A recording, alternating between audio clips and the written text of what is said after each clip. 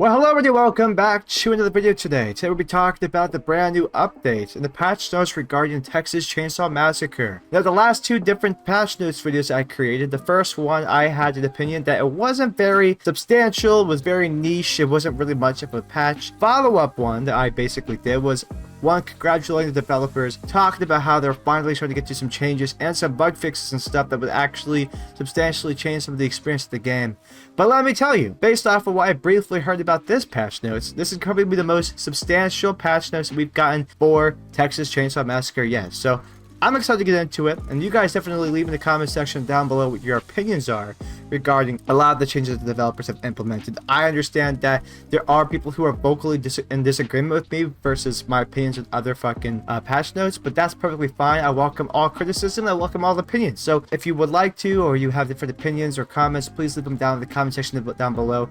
They will be vastly appreciated. So that being said, let's get right into the brand new patch notes for September 26th, 2023. The patch note starts off by basically saying that they fixed the Hitchhiker trap exploit. They fixed an exploit where the Hitchhiker players could use this trap to pass through walls and doors. They also fixed the Hitchhiker trap interaction issues that resolved an issue where victims would be unable to interact with gaps, crawl spaces, and other elements after stepping into a Hitchhiker trap. Now, this was something that I saw people vocalizing on a lot of different forums, etc. And this was a good change, in my opinion, that they had to actually fix to basically make the game a bit more balanced and more fair. Clearly it was an exploit, clearly people were abusing an exploit that was not intended to be a part of the game, and it basically made the victim experience less fun, and it really didn't serve any purpose outside of being an exploitive type of thing. So when it comes to fixing the Hitchhiker and making his ability and his power work as intended, to me that's perfectly fine and fair. Although I will say, if they're going to fix this exploit, they could probably make the Hitchhiker's trap itself a little bit more useful, because I hear a lot of people complain that the Hitchhiker's trap doesn't really feel like much of a power. And when it comes to overall criticism of the family side, a lot of people suggest that there isn't too much differences between playing different family members, because the powers are very minimalistic in nature. So it makes the gameplay for the family members a little bit more stale compared to playing Victim, which has a lot more alternatives and methodology in which the people who play Victim can play. Following that, they fixed the Johnny and Sissy lunge. Basically, it says that the Johnny and Sissy both had a lunge that was greater than other family members. They adjusted this to be more aligned with the rest of the family members, and they should correct the Johnny build that was very popular used in public matches. I don't disagree with this at all. I think this is a good change. Something about playing against a Johnny and Sissy, especially in the same match, was always a little bit infuriating as a victim, because they had a crazy lunge that could make them hit you compared to other family members, which felt very inconsistent. But on top of that, once you get caught up, everybody knows this, once you get caught up in a Johnny or Sissy lunge and they start to attack you, it is almost next to impossible or really difficult to escape from them. They are very, very effective with giving the victim a good stun and basically allowing them, whenever they get caught, to basically get killed right away. It fixed the brightness cheat that fixed an issue that allowed PC players to get an unfair advantage to adjust the brightness outside of the accepted levels from the game. That isn't, of course, fair, especially for a family member. You're adjusting brightness to be able to see people better through foliage, etc. That is an unfair advantage compared to console players. Even the playing field makes it a bit more balanced. I don't disagree with that change. They changed the Hitchhiker traps at the ladder exits. This is kind of a slight nerf, in my opinion, because they just changed where you could place the traps as a Hitchhiker and make it a little bit less effective, because basically if survivors were to come out of the ladders or like a top of ladders, etc., the Hitchhiker, you could usually set a trap close enough to basically get a guaranteed trap, which I understand why the developers wanted to change that, because it needs to have some sort of counterplay. It's a little bit unfair to be able to do that, but at the same time, in a way, nerfs an ability that people already kind of criticized it being a bit more on the useless side of things, if that makes sense. So some of these changes are positive. I would just hope that they would try to bring back in the future updates some extra benefits to certain powers to make them a little bit more worthwhile. At the moment, as a family member, it feels very much like a basically blood gather simulator where you're trying to upgrade Grandpa as much as possible to be able to see survivors and then, walk around and mouse one them. You know what I'm saying? So that I feel like making the powers a little bit more worthwhile for a couple of the family members would be very, very helpful. Now, moving forward, they changed the fuse boxes by creating a fuse box reset mechanic. Essentially, the family can now turn the fuse box off after a victim turns it on. This is a cooldown applied to the switch, similar to generators and car batteries. I agree with this change. If all of the other objectives allow you to be able to reset them or try to have some sort of counterplay, it doesn't really make sense that if a survivor or a victim rushes the fuse box, they manage to get the gates open, there's really no way to prevent them from escaping if they get to the exit in time. If they, obviously cannot get killed within the first couple of hits. Like, if you can't get to them because of the balance of the maps in the game, it makes it really difficult after somebody opens it and if they get to the gate in time to get them. So there should be some counterplay to all the objectives where the killers could outsmart the survivor or do something smart. So I think having the ability to basically reset the fuse boxes, given them a certain number of time, is very beneficial.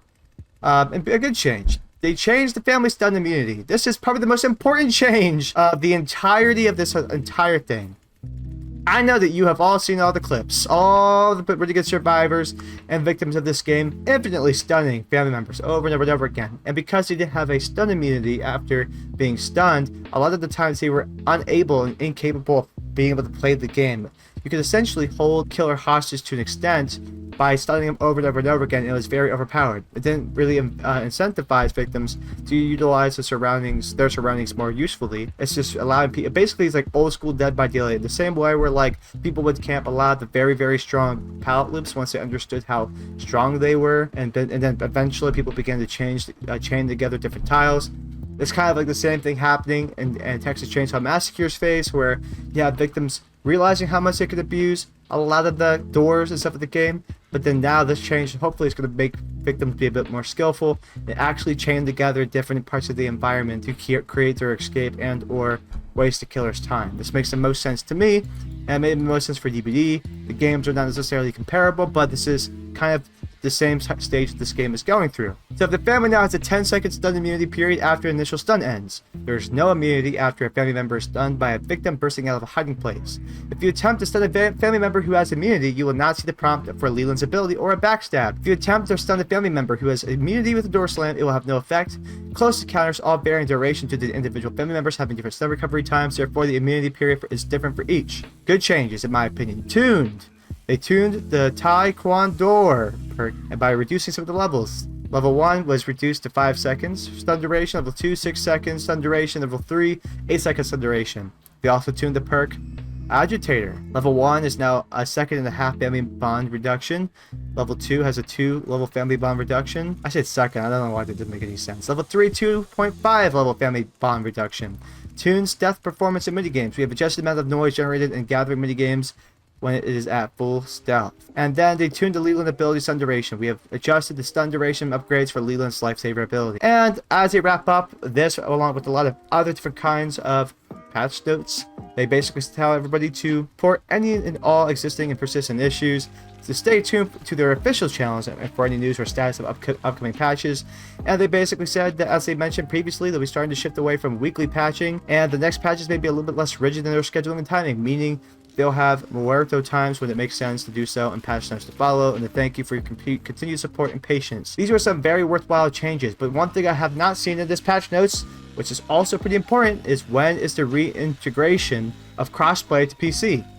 Still none of that in this patch notes, which is a bit unfortunate because I think it's really hurting the numbers in the game's player base.